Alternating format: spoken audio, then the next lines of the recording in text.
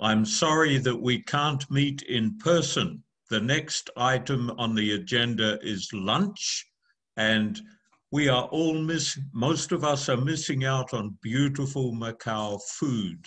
So online has definite limitations. Please do not send me a photograph of your lunch. My contribution will be quite brief, but it's concerned to start with our humanity, as Stephen Morgan reminded us at the opening. And one aspect of our humanity and changing our paradigms is that, in fact, experience suggests that it's very hard to change.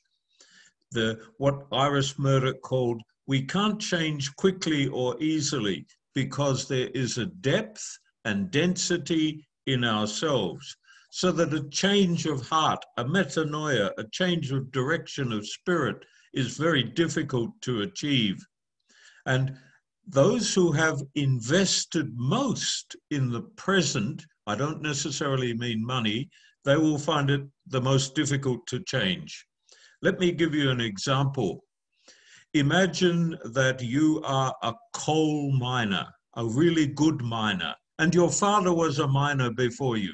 And your friendship group is those who are miners with you in your mining town.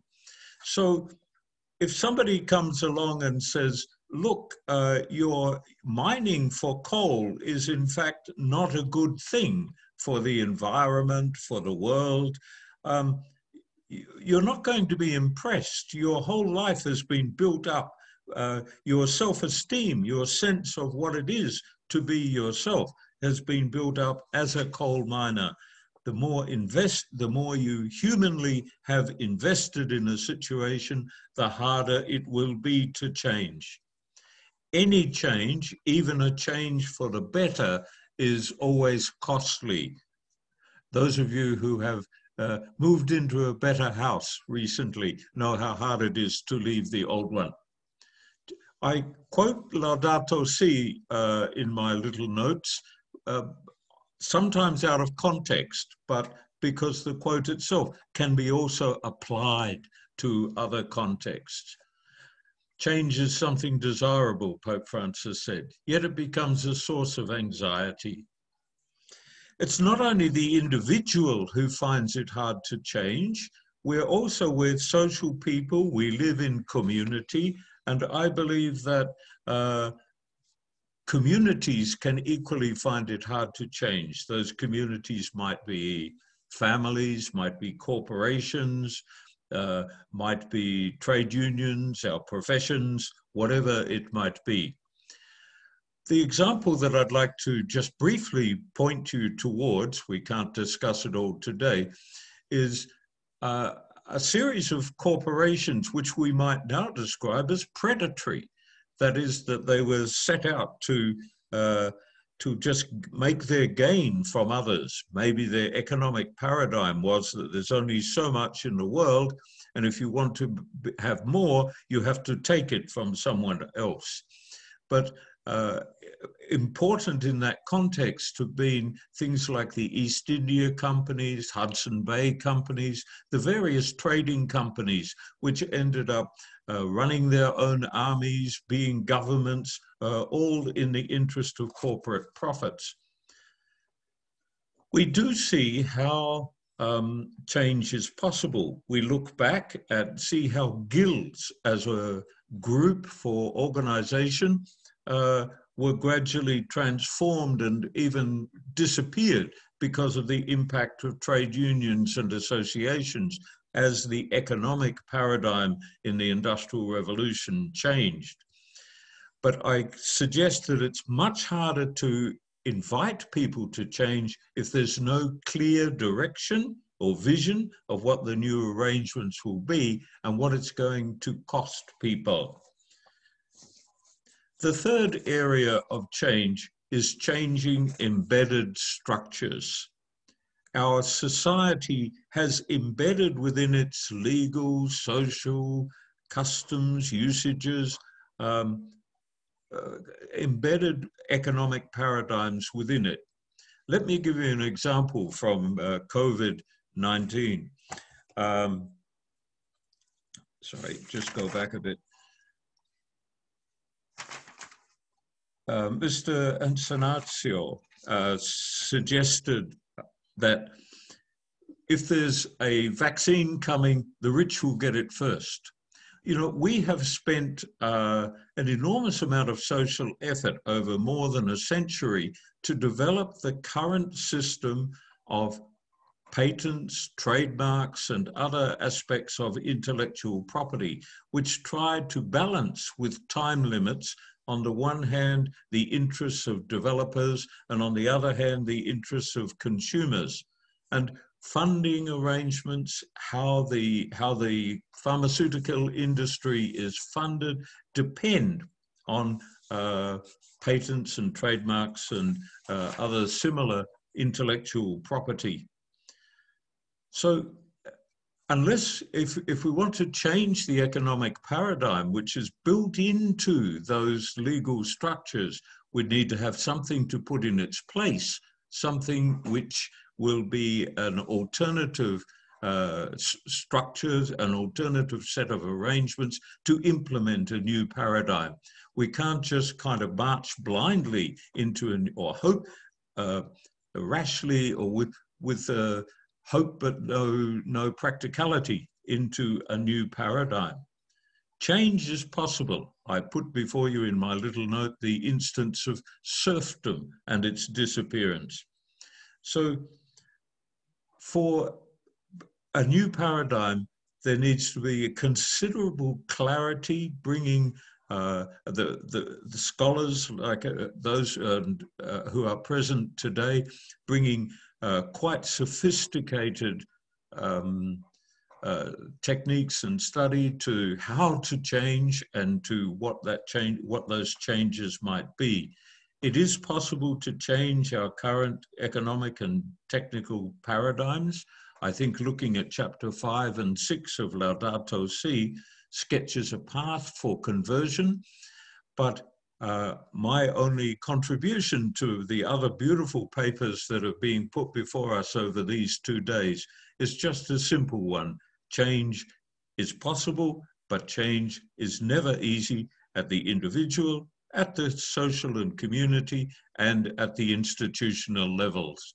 That's all I wanted to say. I'm glad to be with you, and that's it for me.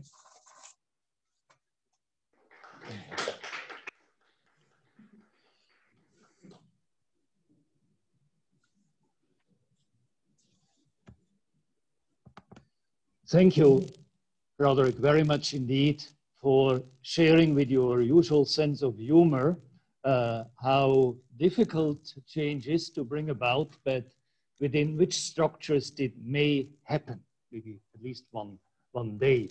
So I would now like, first of all, give the speakers a chance to react to each other. This might be acknowledging, valuing some points, or also ask some provocative questions before moving on, and to give everybody else a chance. But I think everybody also has seen by now the intriguing remark by Father Fernando: is corporate social responsibility a question of corporate mission, or just a question of public image? Or what I said, you know, is it often used as just cheap fig leaf and empty rhetoric?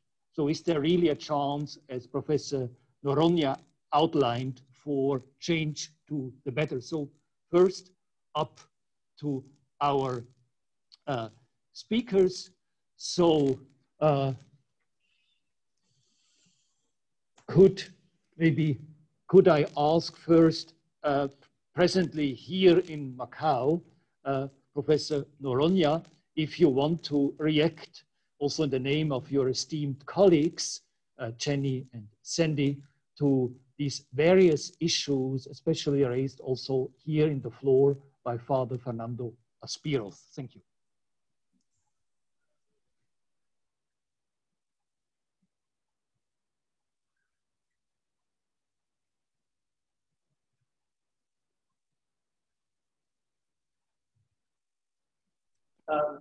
Well, the idea of CSR has been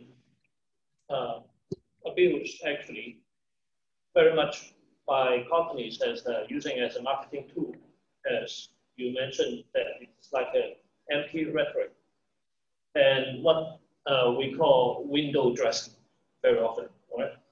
However, the idea is that when CSR becomes a mature practice, then we are talking about an internationally applied global guidelines that companies they have to comply with, such as the Global Reporting Initiative, GRI, or suppose ESG, right?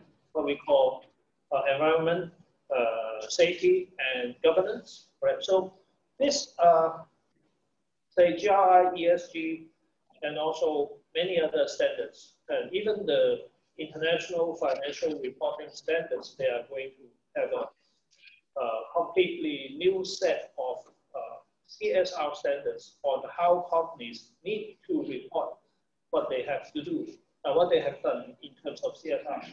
So therefore, we have a kind of, say, a institutional kind of pressure on companies that they can no longer, say, treat CSR as a kind of window dressing or marketing tool, right? But they have to involve in a new, as the other two speakers, Bernard and Andrew also mentioned, a paradigm change. So it is time that, well, the old paradigm of, say, Fordism,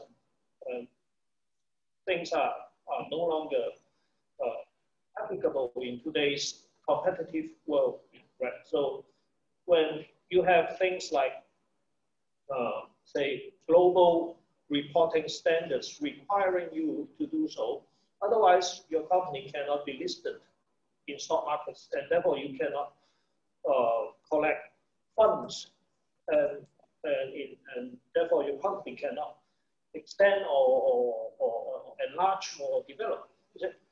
So therefore, CSR has come to a point that, well, you can no longer treat it as a window dressing tool, and our literature has also confirmed that many CSR activities are positively related to, say, financial returns or other, say, profitability or performance indicators, right? So that is what I would want to explain to that question. Great.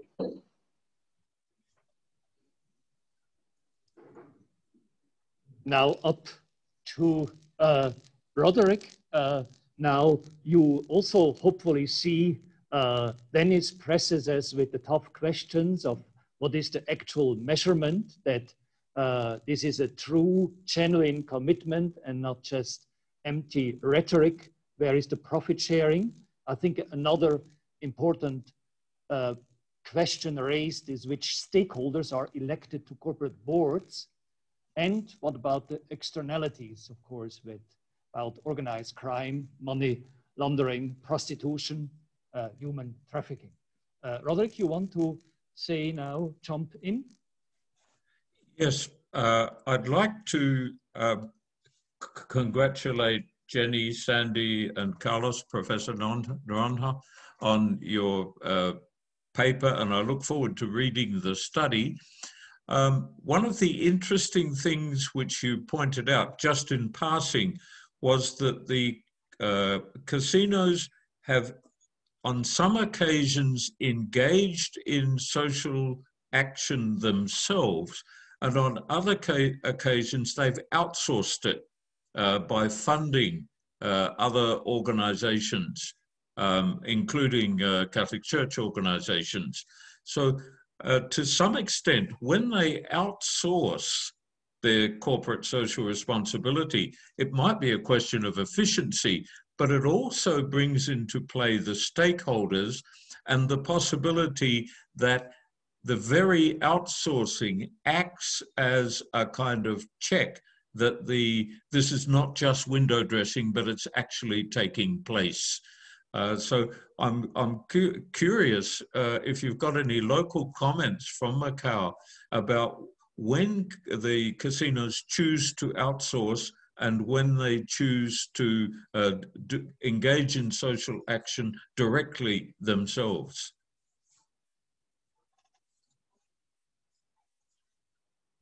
Thank you.